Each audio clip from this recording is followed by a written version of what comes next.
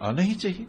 जिन लोगों ने देश में कोई ऐसा जुर्म किया है और विदेश में उनको कोई ऐसा प्रोटेक्शन मिला हुआ है या तो किसी ऐसे देश में है जहां एक्स्ट्राडिशन ट्रीटी ना हो या वहां के कानून में उन लोगों को कहीं न कहीं कोई प्रोटेक्शन मिला हो, पर दो देशों के बीच में अगर वैसे संबंध हैं तो निसंदेह जिस देश में गुनाह हुआ है पहले, उस देश को दूसरे देश को ऐसे व्यक्तियों को सौंपना ही चाहिए।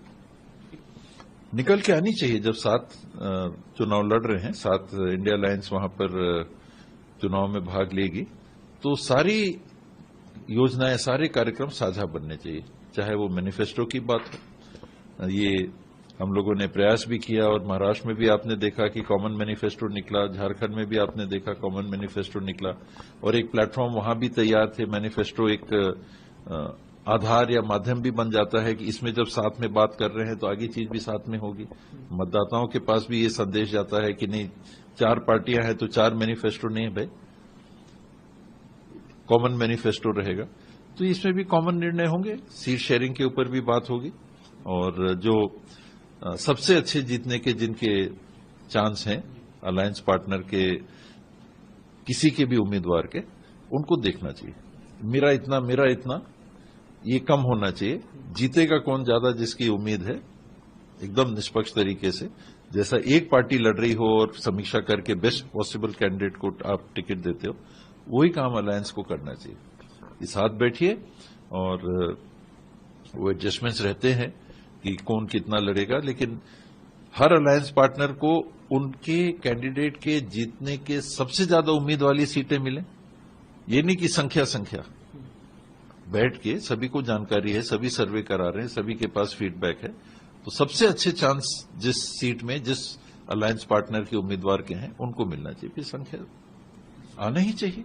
जिन लोगों ने देश में कोई ऐसा जुर्म किया है और विदेश में उनको कोई ऐसा प्रोटेक्शन मिला हुआ है या तो किसी ऐसे देश में है जहां एक्स्ट्राडिशन ट्रीटी ना हो या वहां के कानून में उन लोगों को कहीं न कहीं कोई प्रोटेक्शन मिला हो, पर दो देशों के बीच में अगर वैसे संबंध हैं तो निसंदेह जिस देश में गुनाह हुआ है पहले, उस देश को दूसरे देश को ऐसे व्यक्तियों को सौंपना ही चाहिए।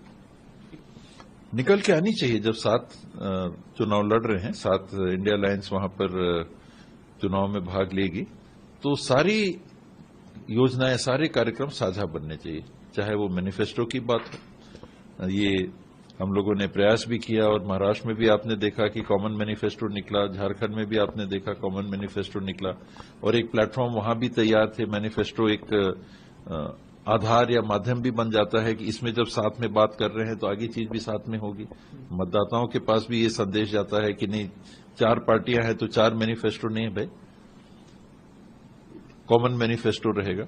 तो इसमें भी कॉमन निर्णय होंगे, सीट शेयरिंग के ऊपर भी बात होगी और जो सबसे अच्छे जीतने के जिनके चांस हैं अलायंस पार्टनर के किसी के भी उम्मीदवार के, उनको देखना चाहिए। मेरा इतना ये कम होना चाहिए। जीतेगा कौन ज्यादा जिसकी उम्मीद है, एकदम निष्पक्ष तरीके से, जैसा एक पार्टी लड़ रही हो और समीक्षा करके बेस्ट पॉसिबल कैंडिडेट को आप टिकट देते हो, वही काम अलायंस को करना चाहिए। इस साथ बैठिए और वो एडजस्टमेंट्स रहते हैं कि कौन कितना लड़ेगा, लेकिन हर अलायंस पार्टनर को उनके कैंडिडेट के जीतने के सबसे ज्यादा उम्मीद वाली सीटें मिलें। ये नहीं कि संख्या बैठ के सभी को जानकारी है, सभी सर्वे करा रहे हैं, सभी के पास फीडबैक है, तो सबसे अच्छे चांस जिस सीट में जिस अलायंस पार्टनर के उम्मीदवार के हैं उनको मिलना चाहिए। फिर संख्या अगर आप ये वीडियो YouTube पर देख रहे हैं तो हमारे चैनल को सब्सक्राइब कर बेल आइकन दबाएं और Facebook पर देख रहे हैं तो हमारे पेज को लाइक करें। 8 मिलियन प्लस सब्सक्राइबर, आपके इस भरोसे के लिए बहुत धन्यवाद।